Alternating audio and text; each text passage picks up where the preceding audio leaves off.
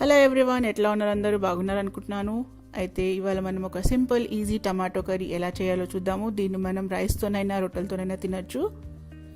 So first of all ఏం చేద్దామంటే ఒక కడాయి పెట్టుకుందాము పొయ్యి మీద.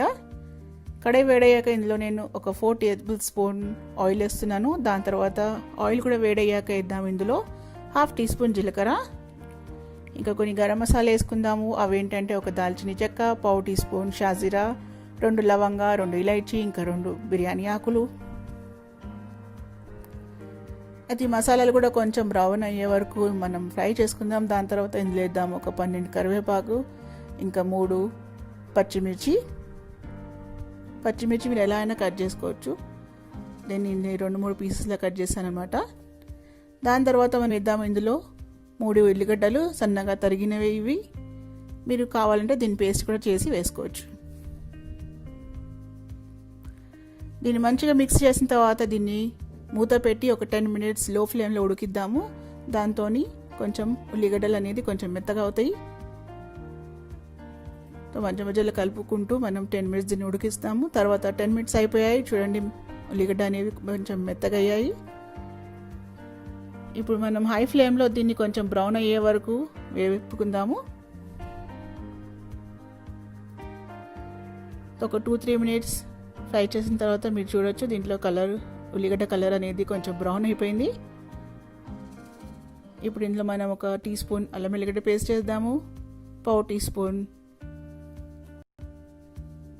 పసుపు, తర్వాత 1 teaspoon red chilli powder, 1 teaspoon ధనియాల పౌడర్. ఇవన్నీ వేసిన తర్వాత కొంచెం మంచిగా మిక్స్ చేసుకుందాము.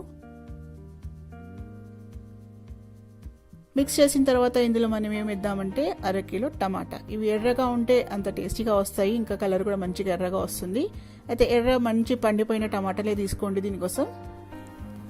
టమాటాలు వేసిన తర్వాత తగినంత ఉప్పు వేద్దాము. ఇక్కడ నేను 1.5 టీ స్పూన్ వేసాను.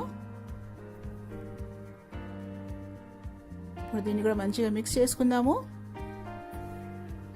మంచిగా కలుపుకున్న తర్వాత ఒక 1/2 గ్లాస్ వాటర్ ఇందులో. తర్వాత దీన్ని మూత పెట్టి ఒక 10 మినిట్స్ లో ఫ్లేమ్లో కుక్ చేసుకుందాము. మధ్య మధ్యలో ఇలా కలుపుతూ ఉండండి.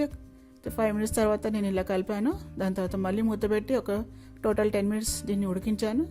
కావాలంటే ఈ మసాలాలు మీరు తీసేయచ్చు, దాల్చిని ఇంకా బిర్యానీ ఆకు. సో టోటల్ 10 మినిట్స్ అయిపోయింది కుక్ చేసుకుంటూ.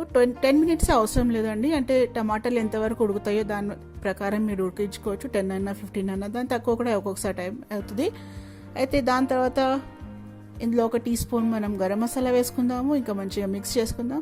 దాని తర్వాత సన్నగా తరిగిన కొత్తిమీర వేసి గ్యాస్ని ఆఫ్ చేసుకుందాం. సో చూడండి, ఎంతో ఈజీ అయిన టమాటా కర్రీ టేస్టీ తయారైపోయింది.